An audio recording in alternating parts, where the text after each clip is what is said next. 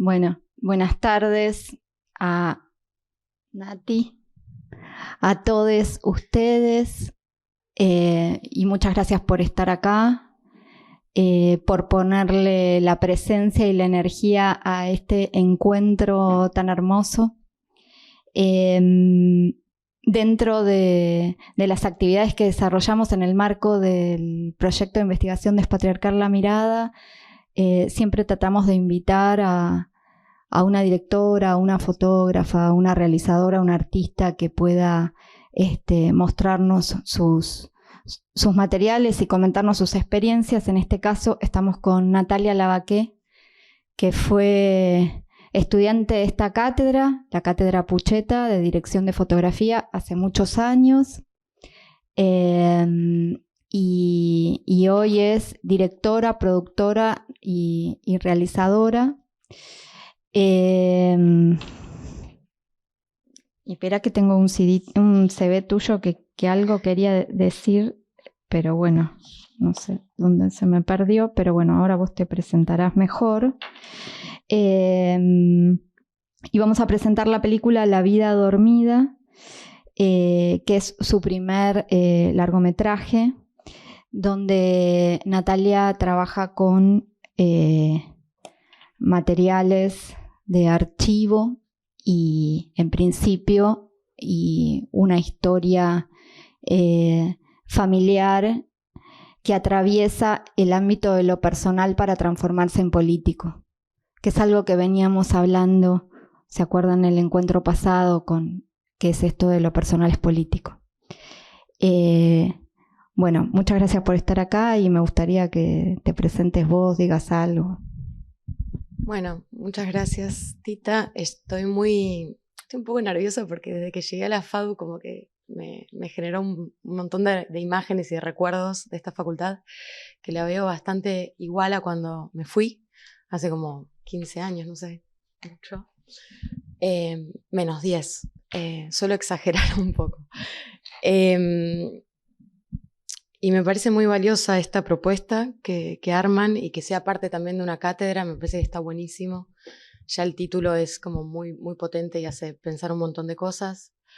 Y es un orgullo y un honor también esta invitación y me parece que está buenísimo que lo podamos valorar como esto, como un espacio de encuentro y de reflexión, que es lo que para mí, que es como a mí me gusta pensar el cine, no como un espectáculo, sino como un espacio, como una forma de dialogar. Y así me parece también que con ese espíritu hice la película, tratando de no imponerme sobre lo que estaba documentando, sino de ser dirigida un poco yo también por esas voluntades de las personas que representan la película y también por las propias voluntades y propias potencias narrativas que tiene el archivo, y de esto, bueno, después vamos a estar charlando un poco. Así que, bueno, eso, nada más que muchas gracias por estar acá.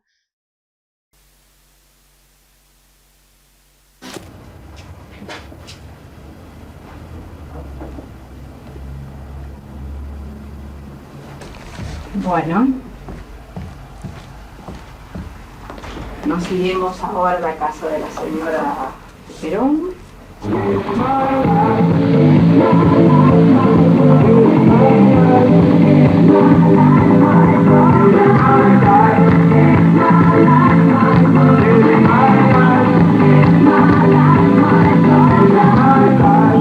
Set me free, show you better. Stop telling me, stop telling me, stop telling me. It's my life. It's my life. A ver, ¿está?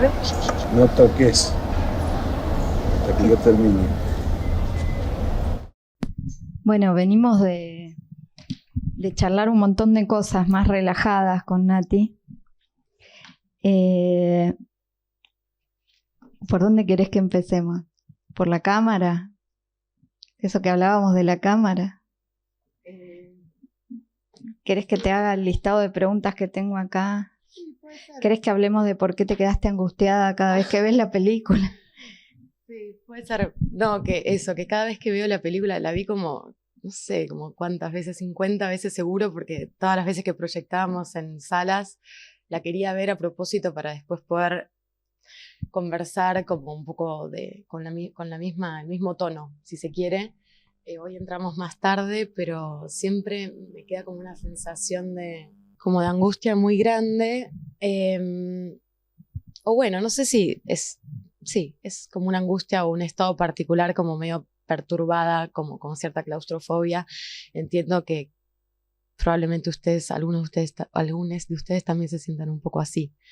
Entonces es difícil también después de esta película para mí hablar o cortar este momento, porque sí, es algo que me parece que fue bastante, que el proceso de hacer la película fue bastante claustrofóbico también para mí y que algo de ese espíritu también se siente al ver la película, no solamente porque yo lo sienta así, sino porque mucha gente me lo ha dicho y que también para mí eso es algo interesante de cómo las obras o las películas o el arte en general te puede dejar por ahí unos días resonando con algunas imágenes y con la materia ahí que sigue latente y que tiene como ese efecto en el tiempo también, no solamente en el momento de la expectación. Eso, como para empezar. No, digo, yo acá en estas preguntas que tenía para hacerte era que era para vos un archivo y bueno, y las implicancias que tiene trabajar con un archivo familiar y las estrategias que creaste o que fuiste creando a lo largo del proceso para trabajar con estas materialidades. Sí, el archivo, para empezar, me parece que es algo muy increíble, que tiene un montón de potencias y de posibilidades de activación, y que se vuelve archivo si alguien lo puede mirar, ¿no? Como es algo que se guarda, no sé si es un archivo o tiene valor de archivo, sino que alguien que encuentra o recupera o pone en valor, convierte en eso en un archivo. Y me parece que lo que tiene de bueno el archivo en general, hay un montón de tipos de archivo, ¿no? Pero que me parece que lo que tiene de bueno es que, digamos, el paso del tiempo le hace algo interesante, porque siempre hay una mirada nueva que lo resignifica, ¿no? Y depende del contexto en el que se lo mire, tiene un sentido u otro. Y entonces a mí un poco me pasó eso con el material que encontré, que yo sabía que existía, obviamente, porque ser filmada por mi abuela era algo muy normal. Como ven, ella filmaba todo el tiempo.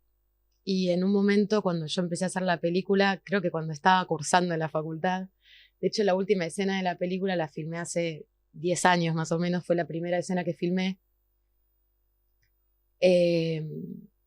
Fue muy loco porque yo empecé a filmar porque me quería acercar a Viviana, porque decía, no, como que me resultaba muy magnética su presencia y me abrumaba, entonces la empecé a filmar a ella. Y en ese proceso de estar filmándola, fui dando con otras mujeres en la familia, con mi mamá, con su madre, o sea, con Aide, que es la que filma. Y me parecía ahí, cuando empecé a entrar en esa relación y en esas tensiones que había entre ellas, que la película de mucho de eso no se ocupa, pero sí hubo todo un proceso en el que yo estaba muy obsesionada con esa relación.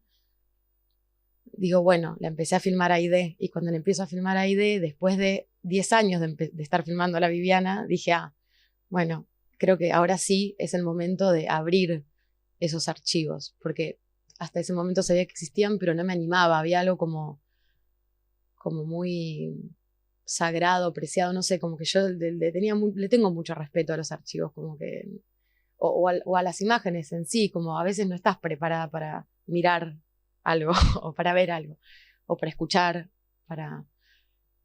bueno, y ahí encontré todo el archivo. Y cuando abrí todo ese archivo, yo conocía como todo ese relato familiar de mi abuela en VHS, pero no conocía toda la historia política de mi abuelo siendo vista por ella.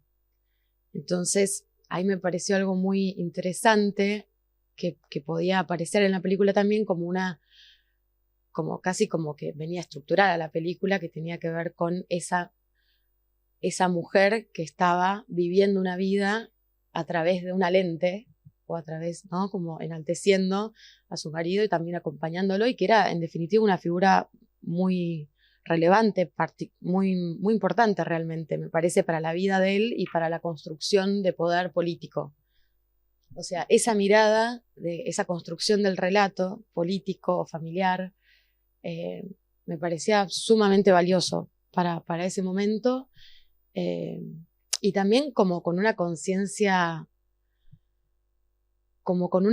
histórica muy grande, ¿no? Como decir, bueno, es una familia pequeño burguesa ascendente, ¿no? Con aspiraciones. Y ella se estaba dando cuenta de eso, como bueno, es el momento en el que esta familia empieza a tener poder, ¿no? En cierta esfera. Y después obviamente eso se desmoronó, vino el menemismo, mi abuelo se abrió, cosas que tampoco la película se encarga de contar, pero me parecía interesante ese momento de ascendencia y de cómo ese poder estaba de alguna manera estructurando las relaciones afectivas de las integrantes de esa familia. Pero en lo particular me interesaba otra vez eso, ¿no? Como ver cómo una mujer en mi familia estaba de alguna manera sometida o aprisionada como en su rol asignado, que no fue algo decidido por ella. Si bien yo creo que ella gozaba de ese lugar de poder, a su vez también había un sometimiento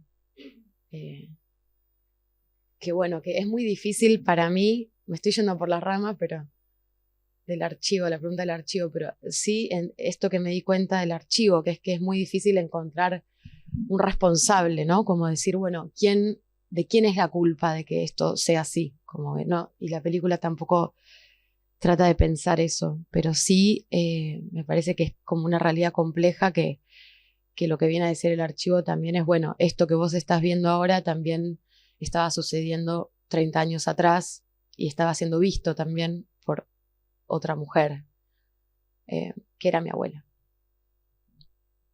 Pero que a su vez tenemos miradas muy distintas sobre lo que filmamos, porque en la forma en la que filmamos ya hay un posicionamiento diferente, posicionamiento ético diferente, estético.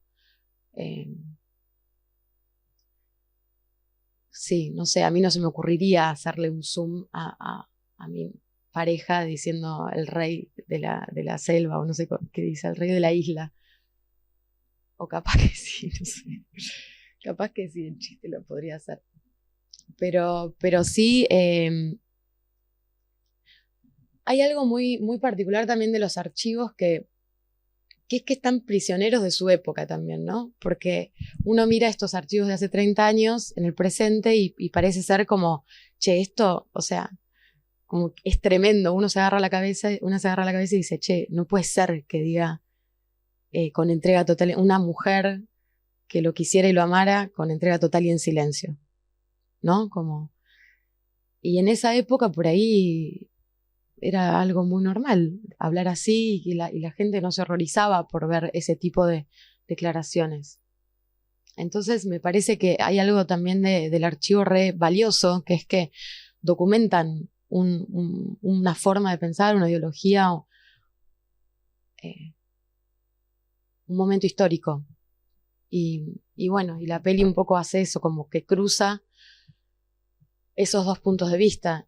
Como que pienso que por ahí la película se podría pensar como un díptico, como un diálogo entre la mirada de mi abuela y la mía, como en el presente, porque en definitiva estábamos viendo lo mismo y bueno, y en esas tensiones que permite justamente la confrontación con otro punto de vista es que aparece la película, porque si no estuviese esa tensión sería, creo yo, una especie de declamación o de un lugar seguro desde donde yo me pueda parar a decir esta injusticia, qué tremendo, cómo sufrimos las mujeres, cuando en realidad es una trama un poco más compleja y que no se puede definir desde una sola perspectiva o desde una individualidad, ¿no? Una sola mirada. Sí.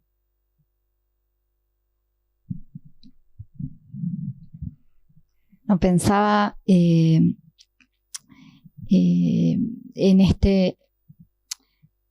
este vínculo o en este tejido o en esta trama que vos armás entre la mirada de tu abuela con todas las consonancias de época y tu mirada.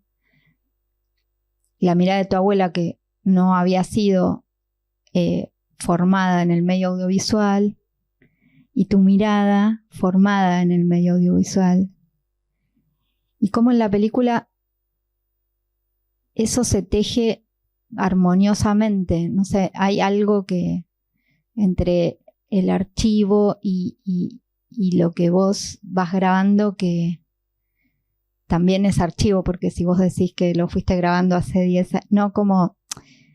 Bueno, finalmente todo es un archivo, ¿no? Sí.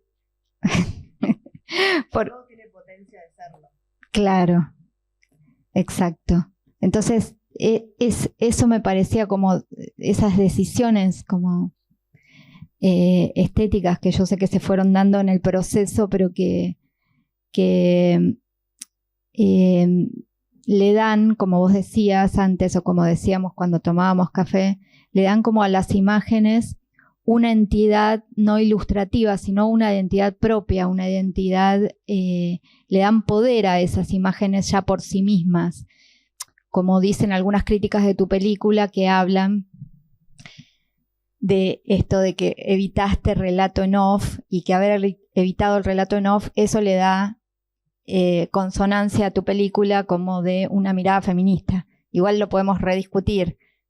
Sí, o explicar, porque suena un poco raro.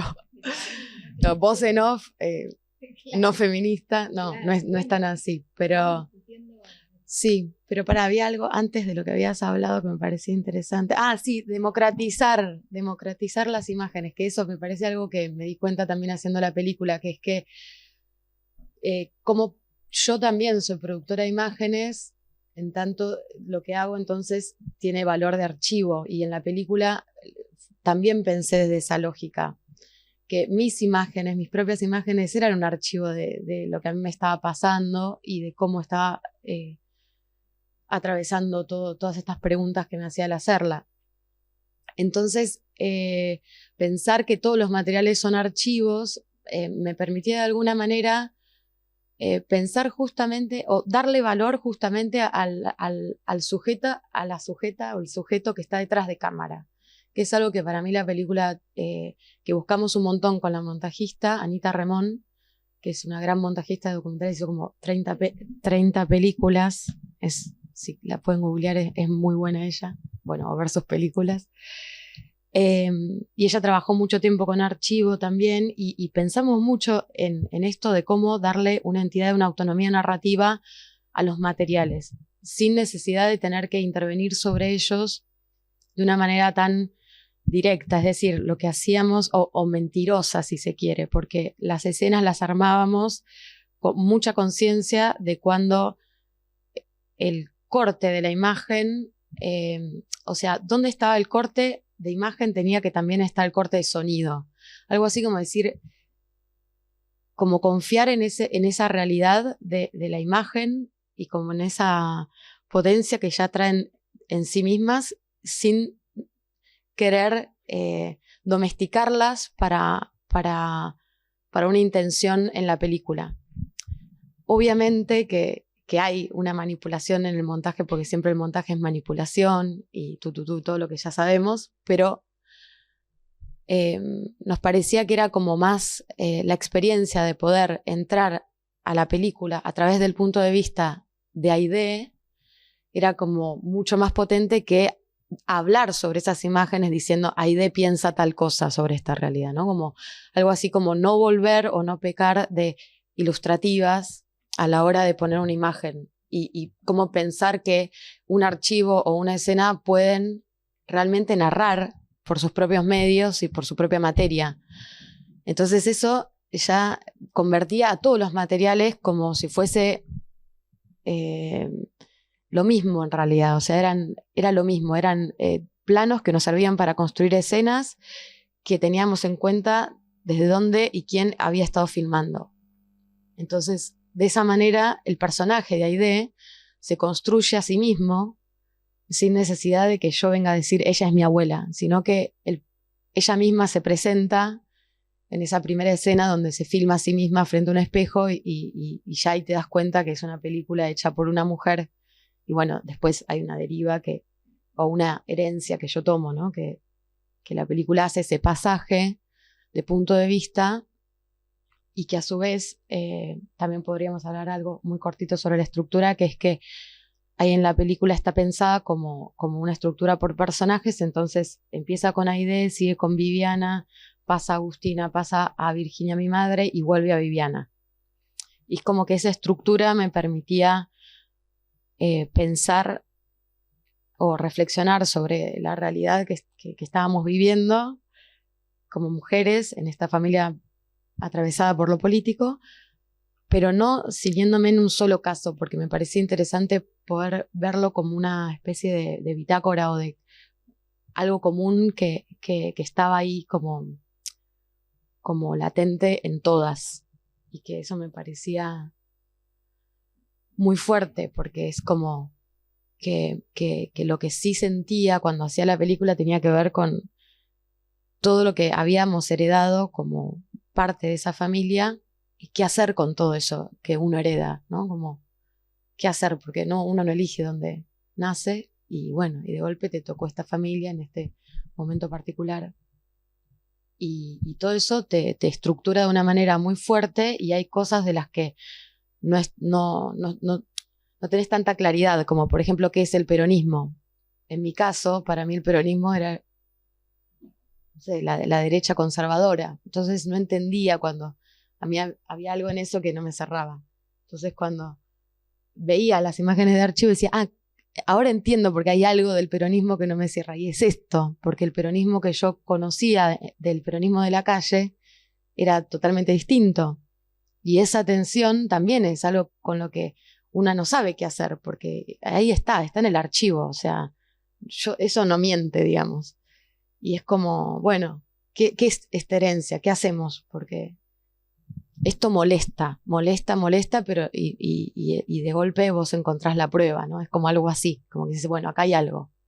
En esa frase de la mujer con entrega total y en silencio, es como, bueno, me agarró una angustia tremenda, pero también dije, es esta la realidad, ¿no? Estaba muy claro.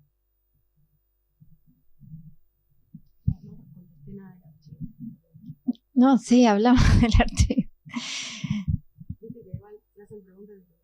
Yo me había como copiado acá un mail que te había mandado, que yo decía, pero viste como cada uno va tejiéndose con la película o con lo que va viendo también, agarrándose como de distintos lugares. Es muy interesante esa la lectura, la mirada que cada uno después puede hacer de las producciones, de las obras. Y yo te decía en ese mail que las mujeres estábamos como acostumbradas a hacer obra con lo que encontrábamos en un cajón, ¿no? Como, no sé, en un cajoncito encontrabas los botones, una cosita, un espejito, una cartita, y con eso, con esos materiales haces una obra. Como encuadrándola en cierto modo dentro del ámbito doméstico, que un poco tu peli es un poco así, pero no tanto, pero bueno, era la mirada que yo le imprimía a tu peli. Pero sí me parece que tiene algo de eso, como de encontrar los materiales como adentro del ropero, no sé. Y que me parece que eso puede ser, cuando vos me preguntabas, ¿pero qué es despatriarcar la mirada? Que yo te decía, yo no sé, porque si lo supiera no estaría como preguntándome por esto, pero podría llegar a ser como algún gesto en torno a una mirada, a una perspectiva no patriarcal, tal vez, no lo sé. Y ahí podemos hablar de la pregunta anterior, que era voz en off, sí, voz en off, no, que es un relato canónico que bueno, que te lleva por las narices donde uno entra al cine y ya sabes más o menos cómo va a ser en los primeros 10 minutos de película, y te entregás a esa experiencia que está buenísima igual, hay que decirlo, o sea, como pasatiempo la verdad que funciona muy bien, pero bueno, también se pueden hacer otras cosas. Se pueden hacer otras cosas y también son muy valiosas y muy bien recibidas en la industria del cine. Eso hay que decirlo, porque si no parece como que hay una cuestión como muy buena, este tipo de cine que no tiene un espacio, un lugar, y en verdad creo que todo lo contrario. Bueno, pero pensando en esto de la voz en off y de cómo yo en el proceso fui haciendo recorrido por festivales, yo había hecho un corte de la película sola, la verdad es que hice la película, la filmé sola, no sé si se dieron cuenta que había un grabador de Zoom en un momento, ahí en una mesa. Bueno, aparecen varios grabadores de sonido, porque bueno, le hice muy sola también porque el encuentro también con lo que estaba retratando requería de cierta intimidad y yo no quería ir con nadie y también yo creo que lo hice muy a escondidas y en silencio, ¿no? Como sin levantar demasiado polvo. Y una vez que yo tenía un corte de la película, ahí sí me presenté al Inca, me presenté a festivales con la película en Work in Progress, etc. Y la película empezó a quedar en todo eso. Y entonces ahí sí armé un equipo de postproducción donde había una montajista, una productora, un equipo. Que fue fundamental para que la película pueda ser lo que es. De hecho, Anita Remón para mí es casi una coautora de la película porque es la montajista.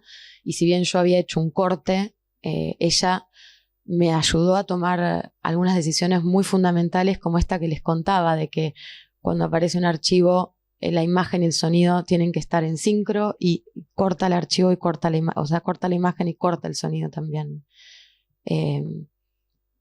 Porque era muy importante respetar ese punto de vista. Y con esto vengo a decir que hay una decisión o una ética desde donde se filma, pero también desde donde se monta, que me parece que tiene que ver con, por un lado, respetar la mirada del otro, en este caso de mi abuela. Para mí era muy importante respetar cómo ella miraba y que podamos, como dije antes, entrar a la película por ella, y no solamente entrar, sino que la presentación de su personaje y todo el drama que ella carga lo pueda representar sus propias imágenes. Y por otro lado, acá me perdí. Venía hablando de... Claro, y de cómo la voz en off, en ese sentido, como cuando empecé a viajar con la película, me acuerdo que todo el mundo me decía, me encanta, tiene mucha potencia, pero acá va una voz en off. Y acá en esta otra escena también, e incluso hice una consultoría narrativa con Nele Wollatz, que es una directora alemana que vive acá, que está muy buena, muy con mucho prestigio, dentro del cine documental híbrido, que mezcla ficción y documental. Y también me decía, pero Nati, esta película sin voz en off, yo no sé cómo. Y claro, había como algo muy aprendido y muy naturalizado, que es que una película familiar con archivo tiene que tener voz en off. Y la verdad es que yo nunca me sentí cómoda con la voz en off porque no sé hablar sobre una imagen. O sea, no tengo nada interesante para decir que la imagen no pueda estar diciendo. Y eso es verdad, porque yo me pongo nerviosa, titubeo, o sea, como... Y me pasaba que lo empecé a pensar como un síntoma más, como, claro, yo también soy mujer, me cuesta hablar, en mi familia siempre me negaron la palabra, entonces, como que yo también estaba hablando desde ese lugar de opresión. Entonces, claro, tenía sentido. Después me di cuenta que las decisiones estéticas muchas veces una no las elige, porque es como que venís con eso, no hay mucha vuelta. O sea, te sale o no te sale, te gusta o no te gusta. Después puedes teorizar un montón y qué sé yo. Pero hay algo como muy genuino en eso que yo siempre sostuve y dije, no, me siento incómoda hablando sobre las imágenes y así fue como la película pudo hablar por sí misma, porque yo confiaba en que lo que yo estaba viendo ya era suficiente, o lo que se escuchaba ya era suficiente, y no se necesitaba sobreimprimirle. Un decir, Y que ese decir, para mí sí se puede asociar en la película como un lugar patriarcal, porque siempre los hombres son los que tienen el micrófono y tienen la palabra en esas rondas familiares y también en el escenario de lo público, ¿no? O sea, en cualquier acto político siempre son los que primerean los actos, o siempre, bueno, quizás ahora no tanto, pero sí, igual creo que sí, sigue siendo un poco así, pero en esa época era obscena la diferencia, era muy asimétrica. Y bueno, yo soy heredera de eso también. Entonces, hablar hubiese sido como jugarle la misma carta a ese poder, y no, porque no necesariamente me parece que haya que hacer lo mismo para pensarse. O sea, no hace falta hacerlo con las mismas herramientas, eso quiero decir. Y que quizás me parece que esto de volver público algo que es doméstico, también me parece interesante porque si uno piensa la actividad de mi abuela o de todas las mujeres que en esa época filmaban, o hombres también, digo, como gente que filmaba una home movie, que tenía una cámara, lo hacían desde un lugar como muy de pasatiempo, como algo banal. Creo que la valorización del archivo familiar es algo muy de esta época, ¿no? Que tiene, no sé, 5 o 10 años, pero antes no existía esa idea de wow, qué valioso, ¿no? Toda esta época filmada desde esta subjetividad. Eran quizás las imágenes más grandilocuentes o más que tenían ya un peso, o el Archivo General de la Nación, etc. Pero la subjetividad y el archivo es algo que tiene menos años y me parece muy interesante para pensar. Sobre todo, y ahora que bueno, que todo se convierte en un archivo y a su vez las stories en Instagram y todo eso, pero que igual no quedan, pero que todo el tiempo lo estamos produciendo, el archivo de nuestra propia vida, y tiene más peso que la experiencia. O sea, es todo como, está todo muy, muy trastocado, ¿no? Eso. O sea, mi abuela, por ejemplo, tenía un placar con todos los VHS y los había triplicado, ¿entendés? Había hecho copias como de seguridad de los materiales. Entonces yo empecé a digitalizar en el Museo del Cine, fui con toda mi caja, empecé a, bueno, y este está repetido, tal escena está acá, y en el 3, y no sé, estaba todo repetido en una cantidad de VHS que ella había cuidado muy bien. Y yo digo, wow, o sea, ¿qué? ¿No? Porque hay que tener una conciencia y una vocación también del cuidado de eso, que es una cosa doméstica, que también desde la mirada de los hombres era como un pasatiempo banal, una estupidez, qué sé yo, bueno, no tenés nada que hacer, estás con la cámara molestando. Y eso, que es algo doméstico y que me encanta que en la película ella sea la camarógrafa también junto conmigo, porque como decir, sí, la hicimos, ¿entendés? Ella falleció hace un año y yo digo, estoy feliz porque digo, sí, y porque digo, y sí, ella hizo esta película también. Y eso me parece como algo muy, no sé, muy hermoso, como de poder, de poner eso, de que ella esté acá, de que ustedes la vean, que, no sé, es alguien que por ahí hubiese quedado en un archivo, en una caja, en un no sé qué, no sé. Tirado, viste que muchas veces sacan cajas a la calle con materiales. ¿Sabes qué pensaba cuando hablabas que no, bueno, no es lo que te iba a decir antes, pero pensaba en el biodrama, ¿viste? Y en Vivitelas y en la otra chica, ¿cómo es que se llama? Bueno, y Lola Arias, y que dentro de las artes escénicas como que el biodrama es un género ya, ¿no? Y cuando vos hablabas esto dentro del medio audiovisual, ¿no? Como que capaz es un síntoma de época, capaz no, capaz tiene más tiempo, no sé, habría que rastrearlo. Nada, como un comentario. Y después, otra pregunta que te quería hacer, igual por ahí esto estaba más interesante, pero en algún momento vos comenzaste a grabar, ¿no? Comenzaste a grabar a tu tía y ahí empezaste a tomar decisiones de dónde poner la cámara, cómo capturar el audio, no sé, teniendo en cuenta que estamos en este ámbito de formación, está bueno como esa referencia, porque yo decía, no sé, todas las entrevistas en el auto me parecían como maravillosas para pensar ese entrelugar, Silvia. ¿Sabe por qué le hago ese gesto? Pero digo, ese entrelugar que no es ni la casa ni la cocina que después vos usás, ¿no? Pero ni la casa ni la cocina, por ahí vos me podés decir que eso no es relevante, pero me parece como que en el viaje, en el mientras tanto, como al pasar, viste que la entrevista, o vieron que la entrevista clásica, bueno, es, bueno, te sentás acá, me dejás tu testimonio, ¿no? Que es muy del documental también eso. Y vos ahí, como mientras tanto, ¿no? En ese mientras tanto, como todo eso que sucede. Entonces, contame en qué momento, por ahí no tomaste la decisión, pero en qué momento dijiste, va por acá, no sé, o probaste y va por ahí. No, es que fue un poco casualidad, porque realmente eran momentos del entretiempo, ¿no? Cuando alguien se bajaba a hacer un trámite y quedaba la mujer en el auto esperando que eso suceda en otro lado.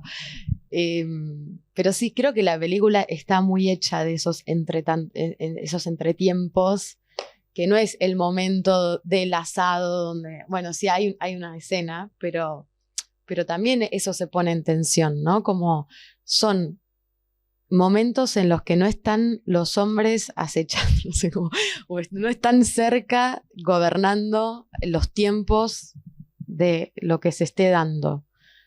Y son como momentos en los que por ahí te encontrás sola con otra persona, una mujer, y entonces podés charlar tranquilamente sin que nadie te venga a decir, bueno, esto ya es suficiente o lo que sea.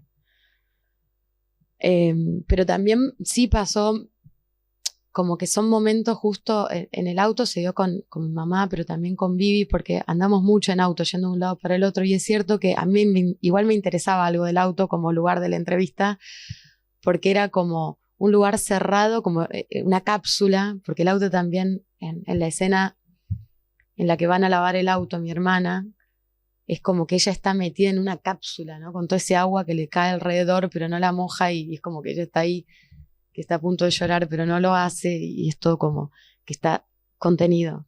Y eso me parecía como un buen signo, ¿no? Como decir, bueno, poner al personaje en un lugar corrido y que donde estamos metidas en otra realidad, algo así, como me gustaba lo del auto en ese sentido, que es como una cápsula, como una caja de cristal también, como en la película aparece esta idea de la caja de cristal.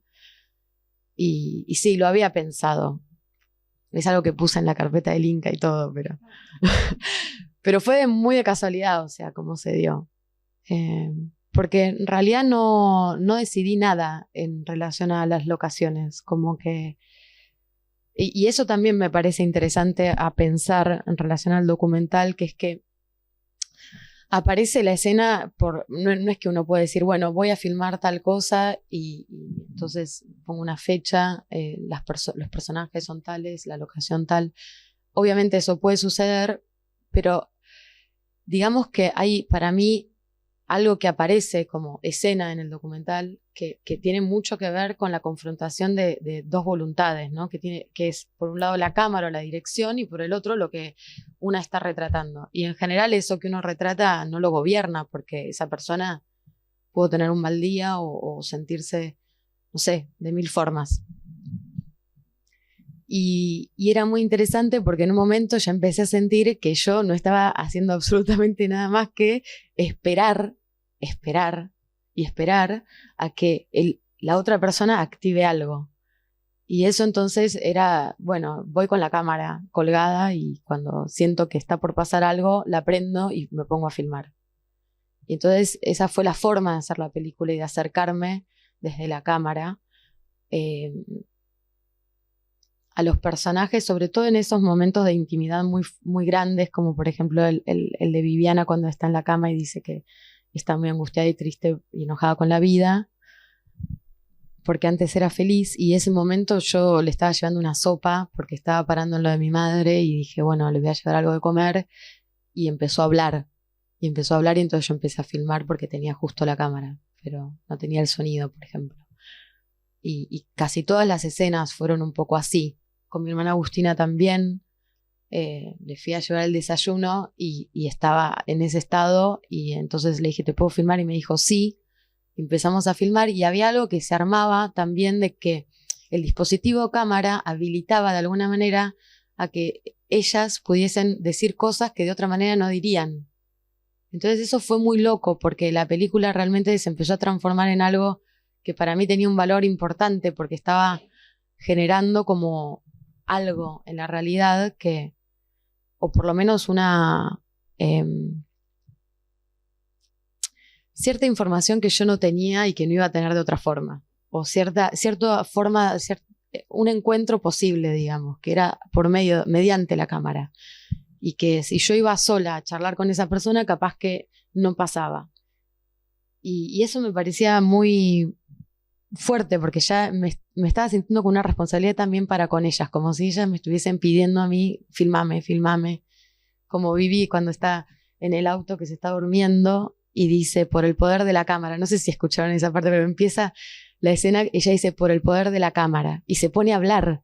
Es como, yo vengo a decir, como el Martín Fierro, que entra y dice, yo vengo a decir, y dice, bueno, como que sentí que pasó algo así muy fuerte, y que dije, bueno, esto es importante para esa persona también.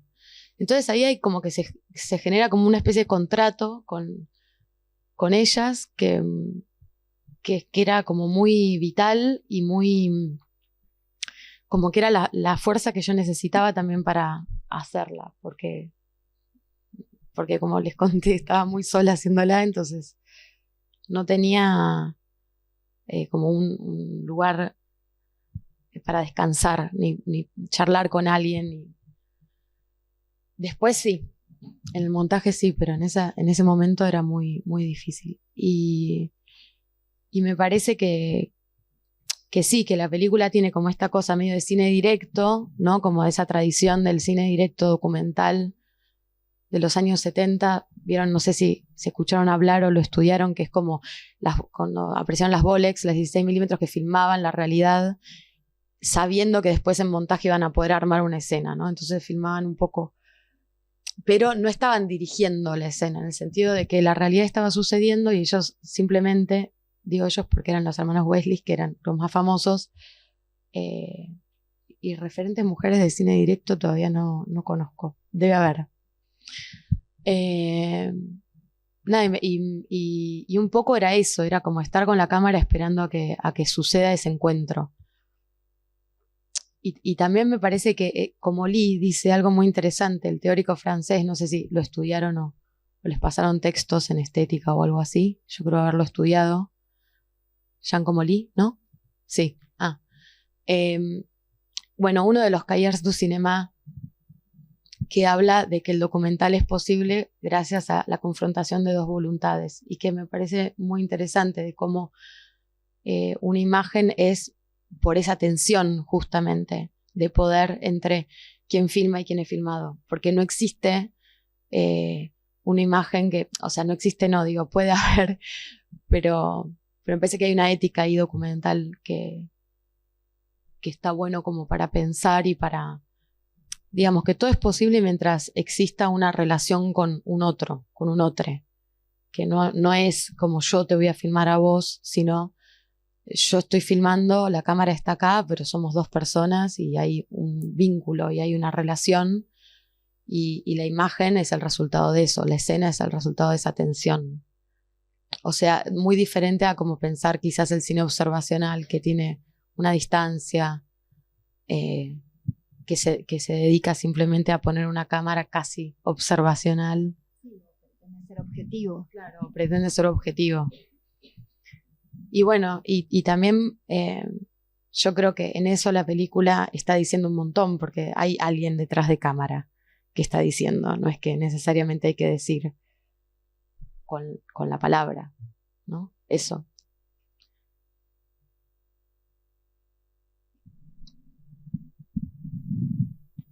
Eso es un montón. Bueno. Sí, me parece que vos, la gente. hacemos un micrófono abierto, que si tienen ganas estaría buenísimo. ¿O no? No sé. Pregunten.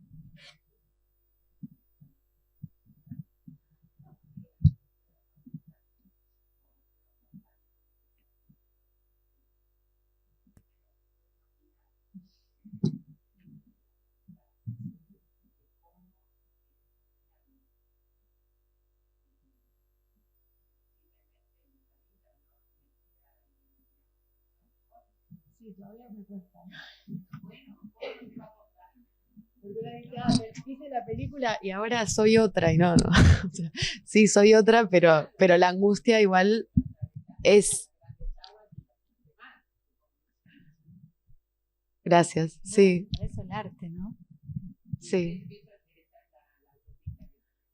Que tenemos todos. Digo, ¿para qué estamos haciendo todo esto? ¿Para qué estamos hoy acá casi en una universidad fantasma que no hay nadie y somos unos cuantos?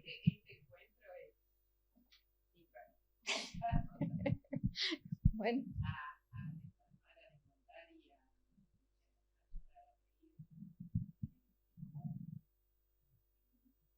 Sí, yo valoro enormemente esto realmente, Tita, porque yo vuelvo a repetir que cuando estudiaba no teníamos esta sala y poder mirar una película en este ámbito me parece con un montón de gente reunida y yo estar acá y que vos me hayas invitado, y incluso que sea abierto a otras personas, porque vino Sergio, que es también un amigo de mis abuelos, ¿no? Y me trajo hasta una foto con ellos en el 86. Y yo no lo conocía a Sergio y me escribió y me dijo, yo quiero ir porque está desesperado por verla hace bastantes meses que me estás escribiendo. Y digo, bueno, qué bueno, y mismo, no sé tu nombre, pero Silvia, que agradezco un montón que hayan venido también y que esta universidad pueda ser abierta a otras personas que no estén cursando, también me parece algo muy, muy hermoso, muy potente. ¿Y vos, Sergio? Sí.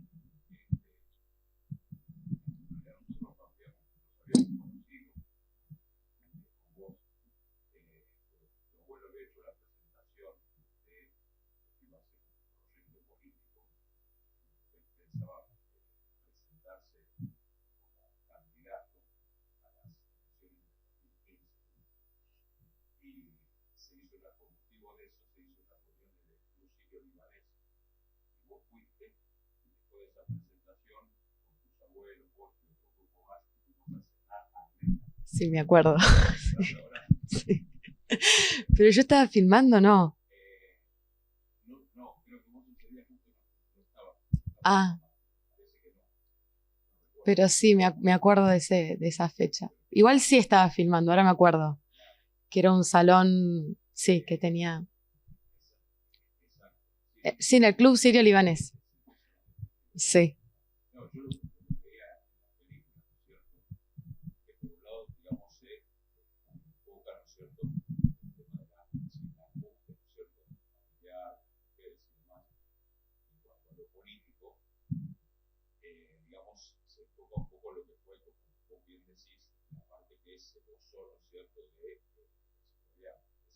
Las miles del Menem, las miles del poder, sí.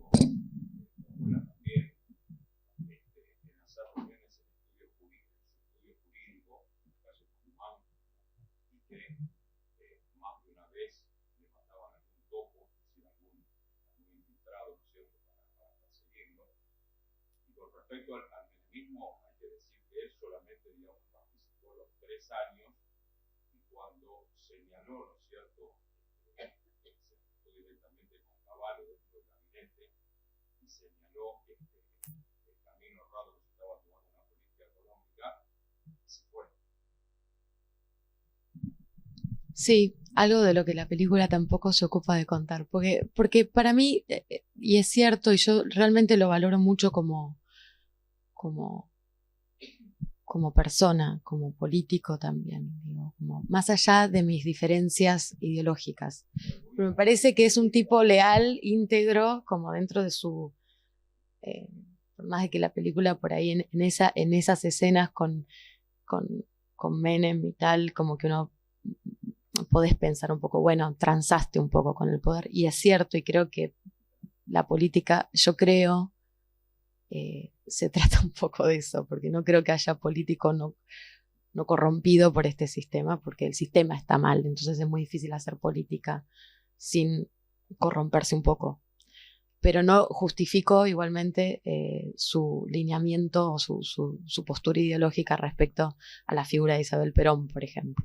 Pero sí, es un tema muy complejo, pero... Yo lo que destaco, digamos, la integridad de él, ¿no es cierto?, y que con honestidad, ¿no es cierto?, sí, fue radiado, ¿no es cierto?, dentro de exacto, sí, quedó medio en el olvido, sí, quedó marginado.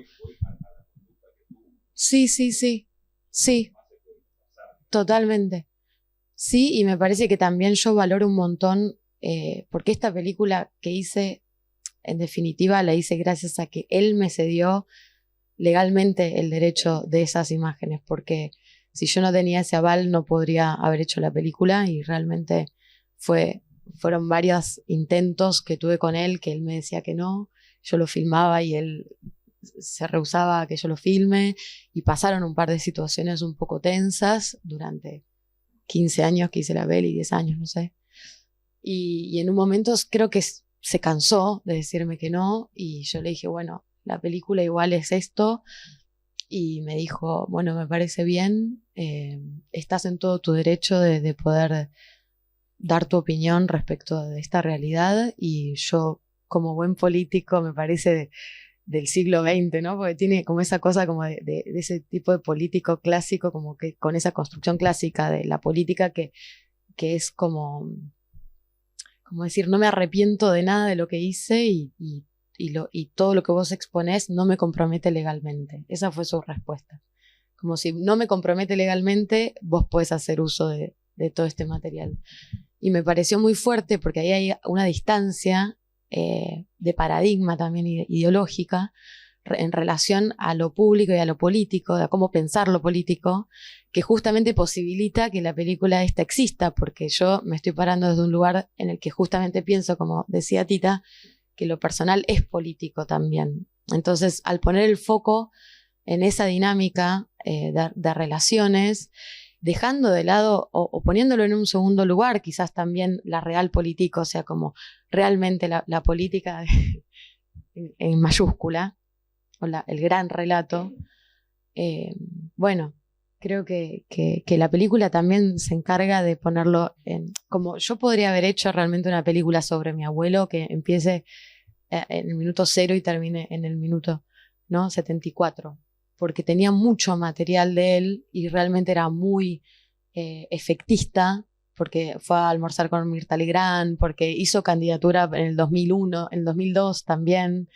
y hay un acto que yo vi que era increíble, y Crónica le hace una entrevista, y que claro, son todos materiales que son muy atrapantes,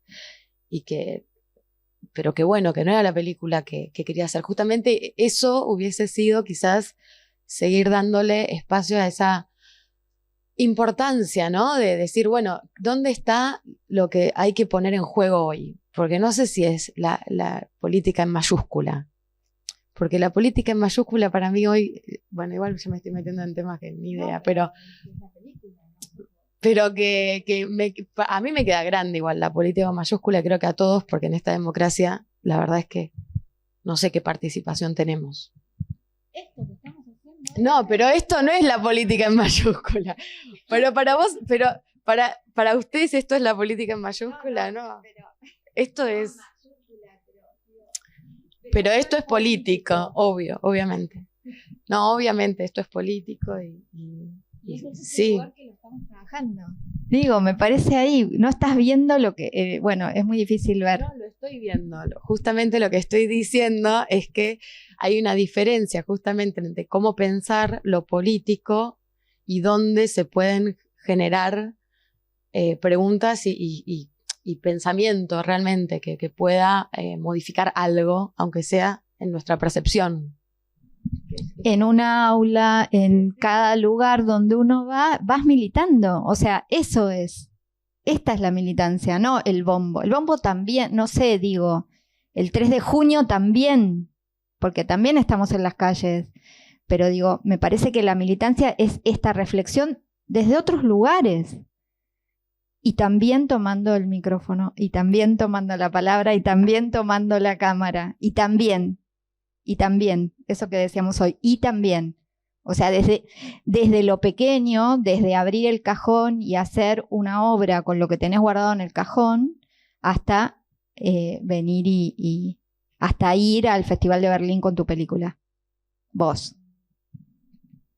Sí. Bueno, ¿quién más quiere contar algo? Preguntar.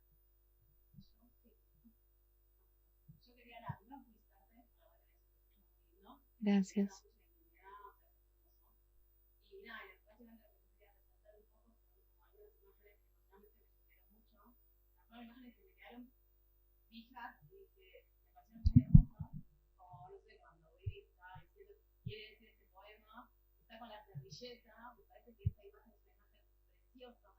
Todos nosotros una película que es clara para mí, como que es muy fuerte, que justamente está el otro comiendo helado y diciéndole, ya lo va a decir, es como, pobre, ayudala, entonces sí la siguiente línea, porque me parece que es muy fuerte, me parece un plano muy bello, y lo otro que quería, la otra imagen que me pareció también muy fuerte, que quería mostrar a la final cuando está en la playa, me pareció muy fuerte que estaba esta criatura llorando desconsoladamente, en vez de dejar la cámara, o sea, que es como justo, o sea, la cámara no la tenía tu abuela, tenía él, era como dejar la cámara y agarrar a la criatura y no le recrimines a la otra que no agarra a la criatura. O sea, me pareció como muy fuerte y muy hermoso y me pareció muy que las tomas, toda la selección de material, todo que es muy valioso y me parece que es lindo de ser recalcado. Bueno, muchas gracias. Gracias. No, está bueno lo que decís de la escena esa del asado y de la servilleta y del poema, porque justamente es un plano en el que aparece esa tensión tremenda, ¿no? Como de esa tensión y esa cosa como de, viste, el silencio que se corta así, que decís como alguien que diga algo, y creo que mi hermana dice, ¿y el brindis para cuándo? No sé qué, como viste, esas cosas que como, bueno, pasemos este momento incómodo, y que está bueno también.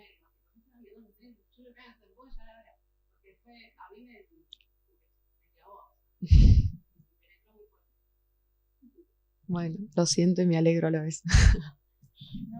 Y también esto, cómo visualizar esas tensiones que se generan en el ámbito familiar, íntimo.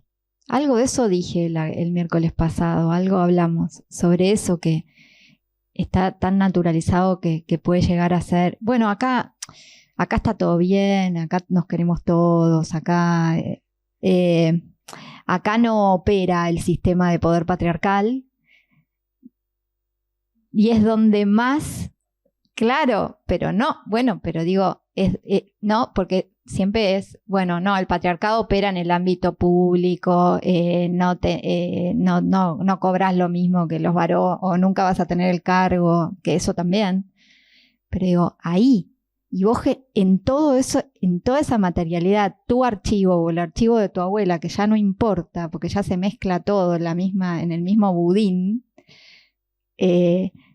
son esas tensiones que te dejan así, desmayadas, como dijo ella, que la hace llorar. Sí, yo también quedé atragantada, o sea, que es lo que te escribí un poco, estoy atragantada, como dijo Silvia, estoy como, porque ahí nos vemos reflejadas, todos nos vemos reflejados en esas tensiones, en esas microviolencias, sí.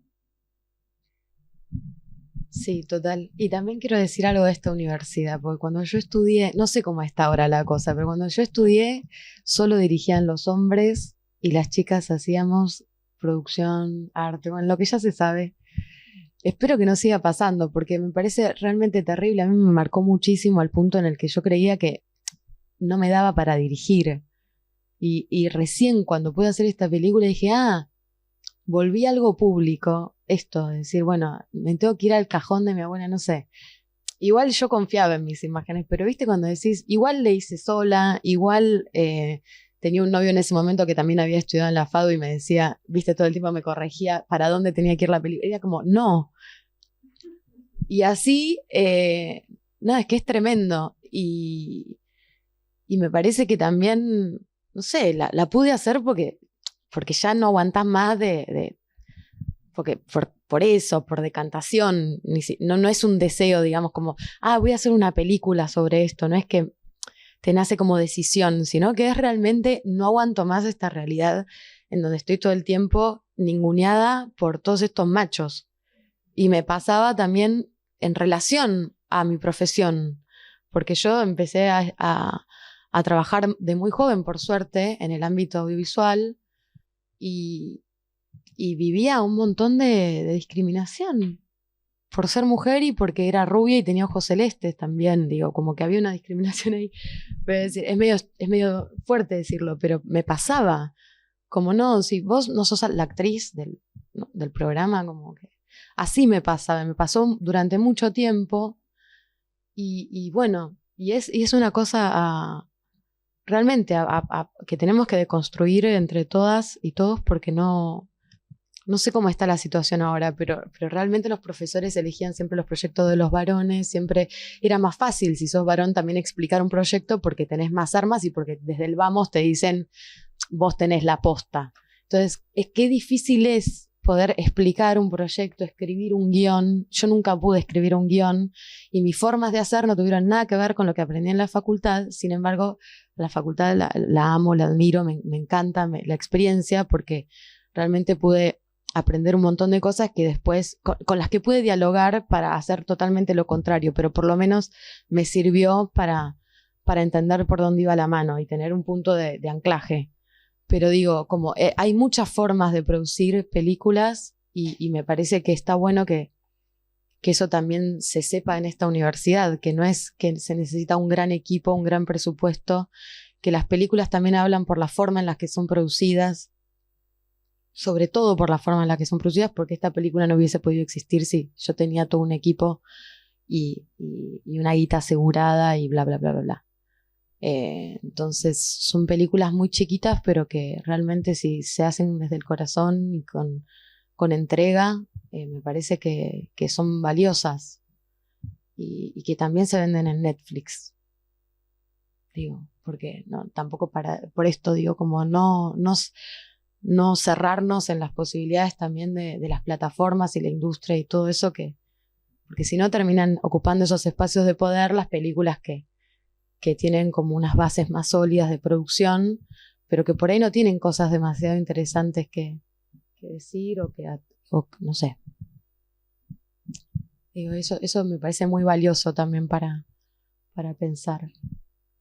Pero a la vez ya estábamos muy entrenadas y entrenados a la cámara, y era muy natural que haya una cámara. Entonces no lo sentían como algo invasivo. Aparte yo filmaba muchas horas, y por ahí en algún momento se daban cuenta y me decían, no quiero que filmes esto, obviamente porque sabían que lo estaba haciendo con el fin de la película, y entonces yo me retiraba y por ahí dejaba el micrófono y filmaba desde afuera, porque sabía de alguna manera que en el momento era muy fuerte estar ahí y que me iban a decir que no, pero probablemente después en el montaje me podrían llegar a decir que sí. Entonces yo me cubrí de tener todo. De hecho, también pasó que parte del archivo, yo tuve que rehacer la película. Ya tenía el corte final con la postproducción de sonido, había quedado en el Bafis y y le muestro la película a un grupo de familiares que eran secundarios, o sea, aparecían como de fondo en un plano general en un archivo. Pero se las muestro porque, obviamente, cuando estrenás en sala tenés por lo menos yo me quería cubrir de que estuviese todo bien y también para contarles y decirles, che, esta película existe, va a salir, va a ser pública, van a aparecer, o sea, aunque sea en un plano general atrás o en un portarretrato, en una imagen, en una foto. Bueno, fue así que me mandaron 9 cartas documento la familia para salir de la película y que la película no exista directamente. Entonces, yo ahí obviamente entré en pánico porque dije, tenía fecha de estreno en, no sé, 30 días después, estaba cerrando la mezcla, que es lo último que se hace. Y bueno, entré en pánico. Por suerte vino la pandemia y el Bafisi no se hizo. Y ahí me dio tiempo. Así que una buena. Pero fue tremendo. Y ahí abrí la película porque, bueno, estaban en todo su derecho de no querer aparecer. Entonces lo saqué de las escenas de archivo y la película dura 4 minutos menos y bueno, eran unas escenas muy preciosas, la verdad hay que decirlo, pero bueno, no las pude usar. Y sí, lo que tuve que hacer en algunas para poder salvar la escena fue hacer mucho VFX, por ejemplo, poner una planta delante de un personaje o borrarlo con una sombra o moverte un mueble de lugar, como cosas así. Para poder salvar la escena por estas personas que habían aparecido. Incluso gente que no había visto la película, pero que se enteraron que era una película que de alguna manera manchaba el apellido, ¿no? Y como no estaban de acuerdo, dijeron, bueno, nos ponemos todos de acuerdo, una familia con muchos abogados. Y yo dije, bueno, ¿qué hago? Yo me junté con la Volpi, que es la abogada número 1 del mundo del cine. Y claro, me contuvo como si fuese una madre, porque me decía, bueno, vos estás como que tenés que ir a terapia. Yo, qué sé yo, te puedo decir, me asesoró legalmente y bueno, y quedó ahí, digamos. Y toda esa gente no aparece. Pero también debo decir que en definitiva agradezco, ¿no? Como que no estén en la película, porque digo, si no quieren aparecer, que no aparezcan, me parece bien. Y también hay algo que las películas, como las obras de arte, me parece que también generan cosas y mueven cosas en la realidad de quien la hace, ¿no? Y entonces a mí me significó algo muy fuerte que tuvo que ver con generar un corte real, concreto, de algo que ya estaba muy dividido y muy silenciado incluso, como una violencia silenciada, como un lugar desde vos puedes decir hasta acá, yo te dejo, nosotros tal cosa, ¿no? Como los relatos que se arman de las familias, todo lo que sea una institución tiene su propio relato que lo construye y que lo perpetúa y que también para su supervivencia necesita ser perpetuado. Entonces yo entendía también eso, que debe ser muy fuerte que alguien dentro de una familia venga a hacer algo a decir no estoy de acuerdo con esta estructura. Y entonces obviamente iba a pasar algo así. Por eso valoro mucho que mi abuelo me haya dicho, sí, estás en todo tu derecho, y que todos los progres de la familia me hayan dicho, no estamos de acuerdo. Entonces ahí también entendí que no es tan simple la realidad como para decir, bueno, la derecha siempre tiene la culpa de tú, y la izquierda siempre son los buenos y los... O sea, como que también a mí me hizo pensar muchas cosas eso. Como decir, ¿dónde está? ¿Viste? Hay algo de la libertad que no me estaban dando y que tenía que ver con un lugar muy narcisista de yo no quiero que aparezcan mis hijos en una foto, en un plano general. O sea, saca a mis hijos, ¿viste? Como eso. Y de hecho hay una escena entera donde esas fotos no están, las tuve que reemplazar por otras. En un plano general. Imagínense como hasta dónde llega. Pero bueno, después la realidad es que yo no hice la película para ofender a nadie, entonces también digo, está en su derecho de no aparecer. Es así. No, y también siento que, no, y es así, ¿no? Como algo que venimos hablando, ¿cuánto te perturba o no una obra? ¿No? Cuando la obra perturba es porque está sucediendo algo, ¿no? ¿No? Es eso que... Sí, de hecho, Me pasó algo muy loco, que las escenas en las que no entendía qué estaba pasando y yo temblaba porque decía esto es muy fuerte, son las mejores, y no tenía el control de nada, o sea, tenía la cámara prendida y bueno, decía por favor mantenete, viste, más o menos en foco, porque pasaba eso con la escena de Bibi, por ejemplo, esa revelación que hace, que aparte esa charla dura 1 hora y media y dice cosas todavía peores y como que era muy fuerte yo poder hablar con ella y a la vez sostener la cámara y ver si estaba en foco. Y bueno, obviamente en el montaje hubieron decisiones para también cuidar esa exposición, ese nivel de exposición, porque me parece que eso fue como una de las cosas más difíciles en el montaje, darnos cuenta hasta dónde. Viste que un cuadro más, un cuadro menos significaban pasar una línea que no estaba bien. Como que en eso, por eso recomiendo mucho que si bien una puede ir a filmar sola, me parece que es muy importante trabajar con otras personas porque va a ser mejor seguro la película. Porque también te traen toda su mirada, que es súper valiosa, y se construyen cosas mucho mejores, la verdad. Como que Anita Remón para mí es muy, muy buena y valoro mucho todo el trabajo que hizo. Igual yo cuando decía lo de una obra estaba hablando como, igual está buenísimo lo que vos retomaste, dijiste, pero pensaba en estas intervenciones de tu familia y qué interesante cuando una obra eso perturba, trae problemas, no concilia con todes, toma partido cuando esa mirada es una mirada subjetiva y de algún modo como las obras también terminan interviniendo en la propia realidad. Me parece que cada película, cada cuadro, cada obra de teatro, cada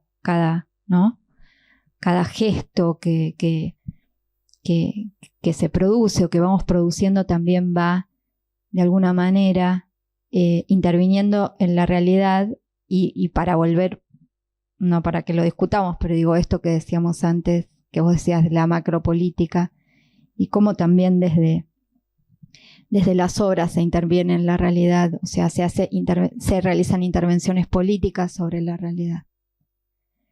Y cuando vos decías que, bueno, mi abuelo me autorizó, me parece que ahí tendríamos que hablar de amor y cómo las emociones y los vínculos y la política se juntan.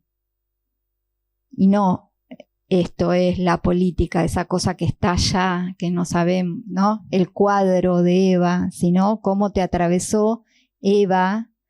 Digo Eva, como puedo decir Cristina, por ejemplo, cómo te atravesó en lo que te pasó en tu vida, en tu cosa, esa cosa, ese caldo que no se puede explicar, eso, que también el arte tiene un poco de eso, que es esa cosa que no se puede explicar.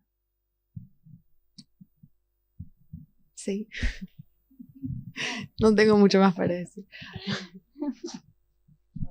Gracias a vos y a ustedes. No sé si alguien quiere decir algo más sobre alguna pregunta técnica o el proceso, procedimientos.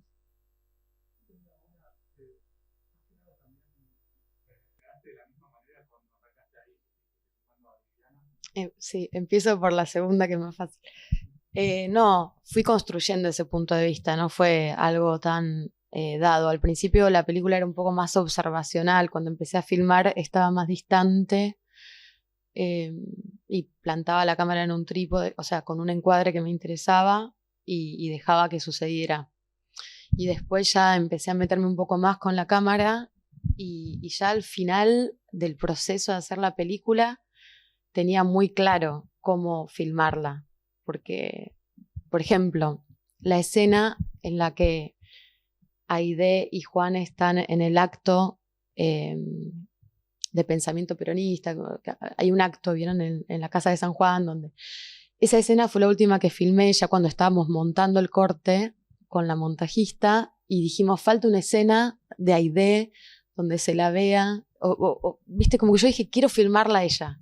Y sucedió este acto y ya tenía muy claro dónde posicionarme, pues sabía que era con ella, que la cámara era con ella, que el foco estaba en ella y que todo alrededor era como una especie de barullo constante de hombres hablando sobre política.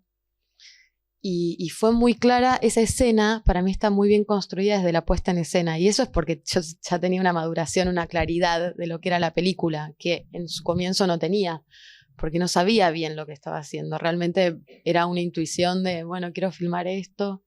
Lo empecé a filmar obstinadamente y me parece que hay algo del hacer que va encontrando su propia forma también, ¿no?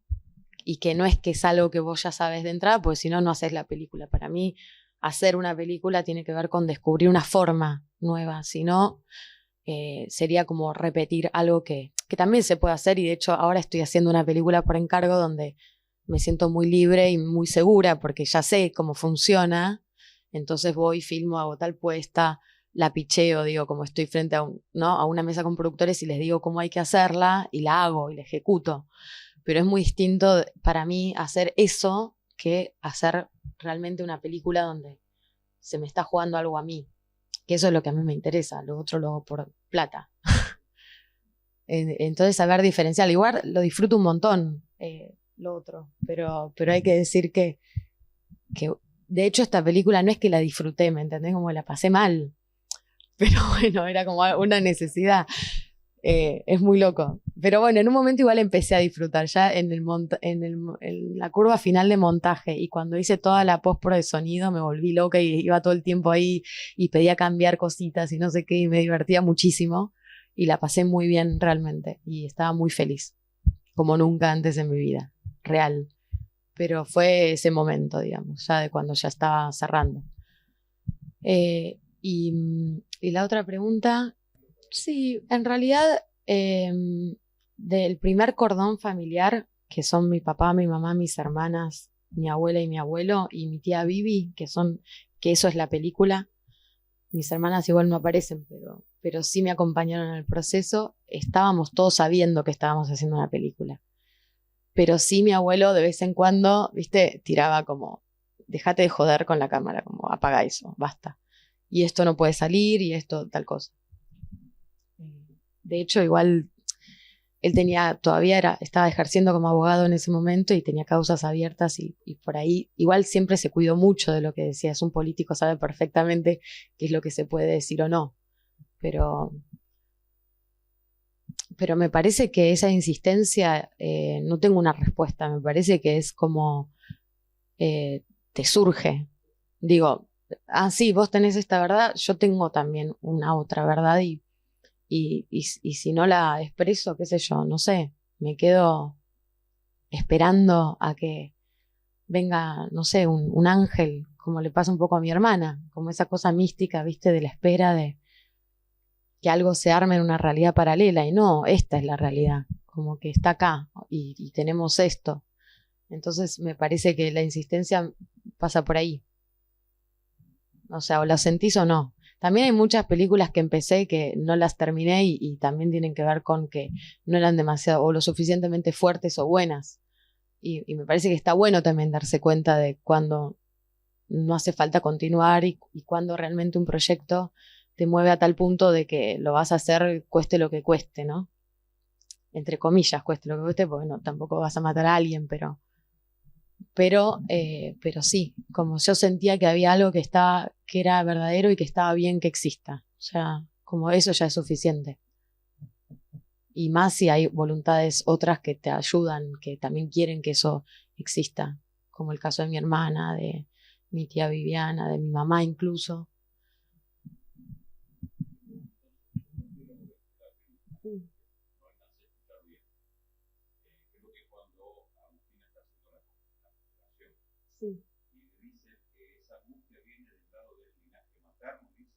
Sí.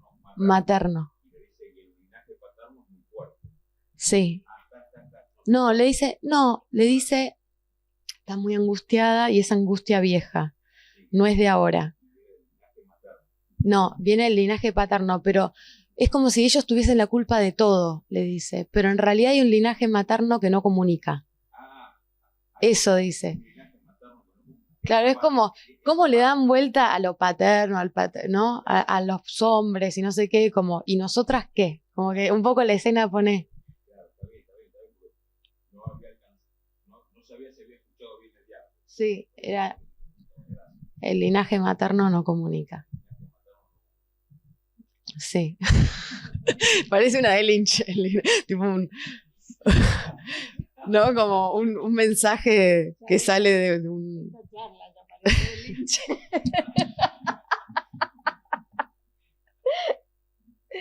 No, espera, yo te quería hacer una pregunta muy intrascendente, pero me parece que está bueno para la cátedra. 10 años tardaste en hacer la película, muchas cámaras, muchos dispositivos distintos. Empataste después, dale, eso. No, empecé con una Canon 7D, que en ese momento era como, wow, tenés una Canon 7D, con un lente Car 6 50 milímetros. Y toda la película la filmé con esa lente. Y después me pasé a una Sony A7, A7S2 con unas lentes divinas Leica, que también era un 50 milímetros. O sea, toda la filmé así, con un 50 milímetros. Y eso. Y después los micrófonos, a veces tenía, a veces no. O sea, en general sí tenía una grabadora, pero a veces no tenía corbateros. Pero sí les ponía corbateros a ellas o a algunos personajes y a veces ponía la grabadora ahí en el centro de la mesa y bueno, y lo que sea, un poco así. Y a veces no tenía trípode y apoyaba la cámara en algún lugar y estaba filmando y parecía que no estaba filmando porque me iba a hacer otra cosa y dejaba la cámara para que nadie se dé cuenta que estaba filmando y hacía todo ese tipo de trucos. Bueno. Muchas gracias por esta invitación y estoy muy contenta de estar acá en la FADU y gracias a ustedes también por venir, por haberla visto, por haber pensado con la película y con nosotras acá y bueno, gracias a Tita y a todos ustedes.